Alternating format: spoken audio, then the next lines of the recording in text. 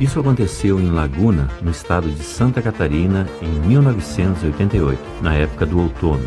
Sara e Silva, ambas gêmeas de 9 anos, haviam se mudado para a cidade, onde foram morar num sítio situado na zona rural.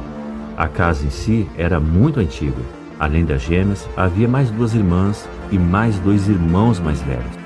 A casa, se fosse nova, certamente seria muito bonita e confortável, mas nas condições atuais daquele ano, ela não se encontrava nos melhores dias. Havia cupim que caía do teto por toda a casa. Seu pai sabia da importância de trocar o forro, mas ele não tinha condições naquele momento.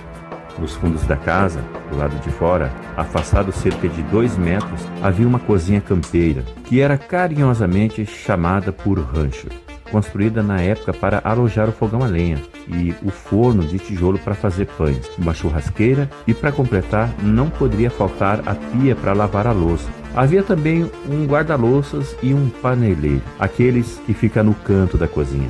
A porta da cozinha ficava de frente para a porta dos fundos da casa principal, e no lado oposto havia uma terceira porta que dava para uma antiga figueira, nos fundos da propriedade, e encostado a ela estava um tanque de lavar roupa. Aqueles tanques de cimento. A sombra dessa figueira era maravilhosa.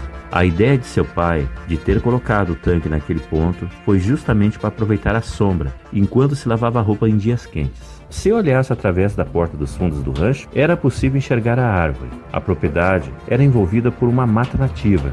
Havia poucas casas na região, sendo que a mais próxima era de uns 300 metros de distância.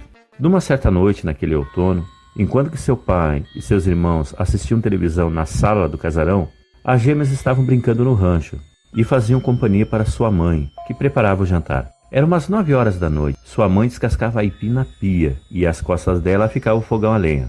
As meninas brincavam descontraídamente, quando de repente elas ouvem um leve grito de sua mãe e ao mesmo tempo cai algo no chão. Era uma pedra de rio do tamanho de uma laranja. Todas olharam estranhamente. No instante que sua mãe junta a pedra com uma de suas mãos, as meninas correm até o casarão para chamar seu pai. Sem entender direito o porquê do acontecido, seu pai pega uma foice que ficava escondido no forro da sala do casarão e sai para fora.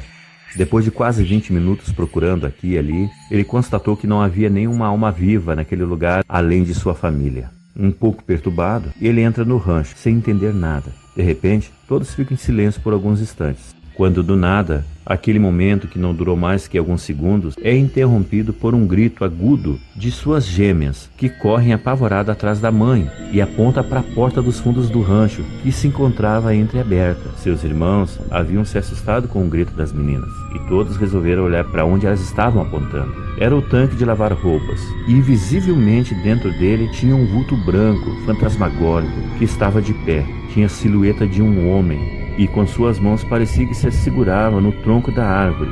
Uma cena estranha de se presenciar, pois o vulto tinha face humana e olhava fixamente em direção a eles.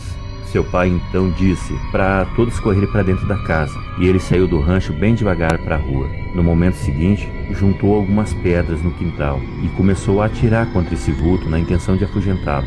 A primeira pedra passou perto, mas a segunda fez com que ele caísse dentro do tanque e sumisse do nada. Apenas uma fumaça branca aglomerou-se no ar. Impressionado ao notar que havia tido êxito, pegou sua foice e caminhou sorrateiramente até o tanque. Para sua surpresa, não havia nada nele, e se fosse uma pessoa viva, não daria tempo para se esconder. Passado o susto, ele voltou para dentro do rancho e ficou lá por alguns minutos, enquanto sua família ficava no casarão, com a porta fechada. Depois de passado aquele susto, eles não jantaram naquela noite. Na manhã seguinte, seu pai tocou num assunto com um vizinho muito antigo da região. O vizinho, que conhecia a propriedade, disse que ali onde está o tanque tinha um palanque. Esse palanque ficava bem próximo, cerca de meio metro da figueira, e muitos escravos haviam sido torturados e mortos acorrentados nesse palanque.